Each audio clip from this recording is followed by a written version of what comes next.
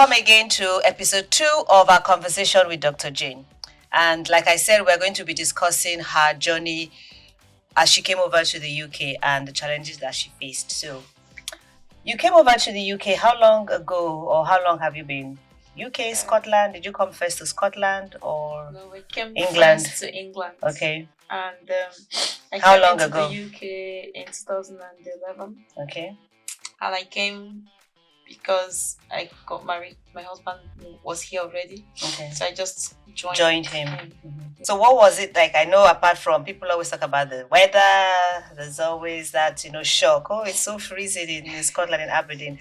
Apart from all that, what major challenges did you face coming over as a migrant to a new environment, new community? I would say friends, having it was difficult for me to make friends again.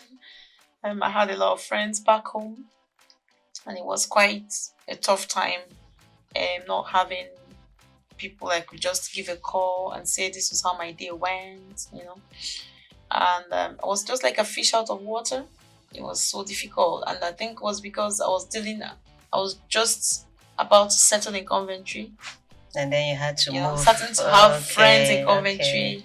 Starting to know people, African shops and different places, the church, starting to volunteer in couple of programs in Coventry before we uprooted yourself again. So I was like, oh my God, not balancing and then moving again. So it was difficult. I think my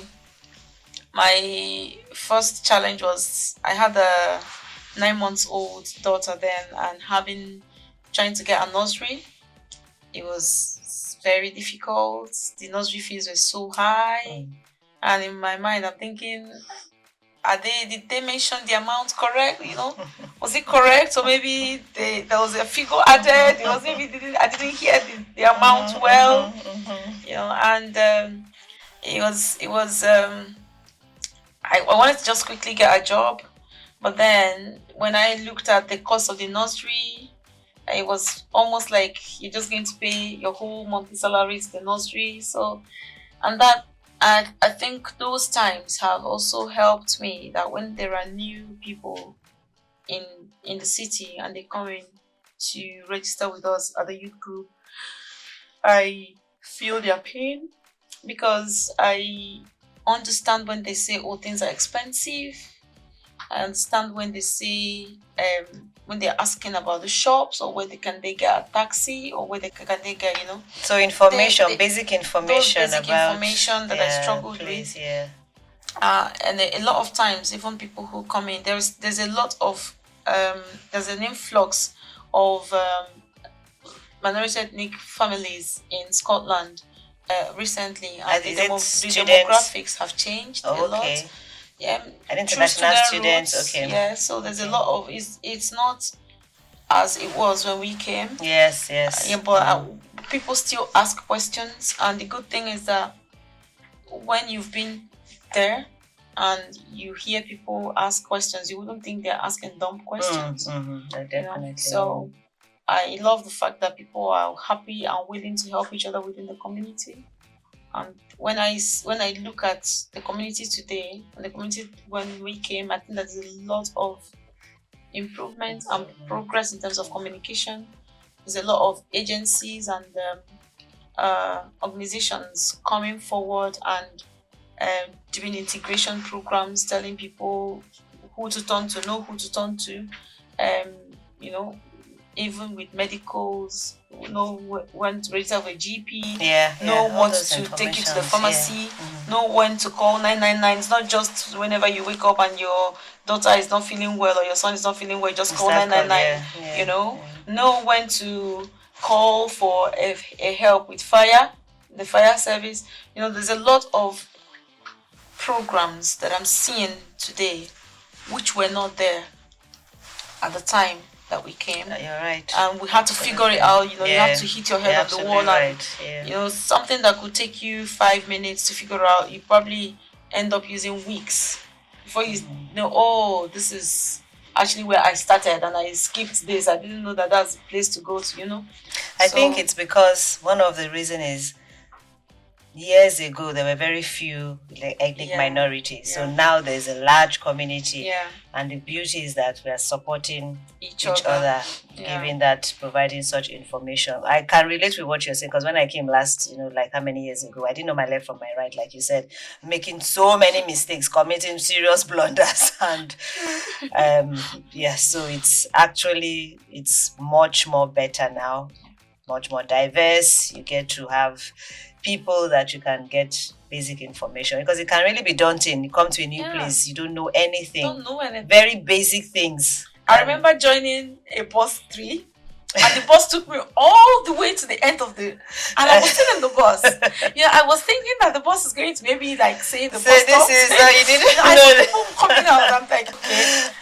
And then when we got there, I was the only one, and then the bus driver Have you asked missed me your stop? where I was going, and I told him, said, oh, that's the first 2 bus stops. Oh dear, and no You one have will to tell join those you. bus and go back again. I'm like, So you have to know when to press the bell. You have to know when to calm down.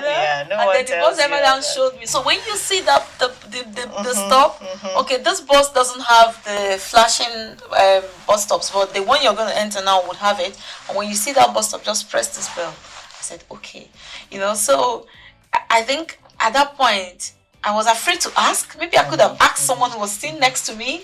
But then I was thinking, I don't want this one to think I'm stupid. I don't know how to enter a bus. So there are some things that absolutely newcomers are kind of worried or afraid, or So, and that's something I say to people when we speak about new Scots. I say you just be more patient with them. Try to understand that everything is not neglect. Some people don't really know what to do. Some people need to be told that this is how it's done here, and it takes time. Consider yourself when you go for a holiday in a new country. If it's not a holiday and it was going to be like a 3-month internship, look at it from that end. How would you feel? Because for holiday, everything is prepared and planned. You just come in and go. But if it was going to be that you live in that country for 3 to 4 months to do a job, and you have to figure out your way, you have to figure out how to take your children to school, if you look at it from that aspect, then you understand that new Scots, migrants, they go through a lot within the first 1 year to 2 years of their stay in any place that they are. What advice would you give such a person that is just coming into a new environment, like you said, a fish out of water? I would say the internet is your friend. Before you come in, research about the city you're going into, research the community, research the basic things like the GP, just read about that community. Don't just get into research about the weather. There's been times people get to the airport and they don't have a jacket because they think that the weather from where they are coming from, the weather is going to just be the same, So check online, find Facebook groups of that community you are about to go to. Join the Facebook groups and read through comments and things that people are bringing out. So that can help you to be more informed before you come in. And then when you come in, try to feel free to ask questions. No question is stupid. Don't make the mistakes that we made thinking that we can figure it out ourselves.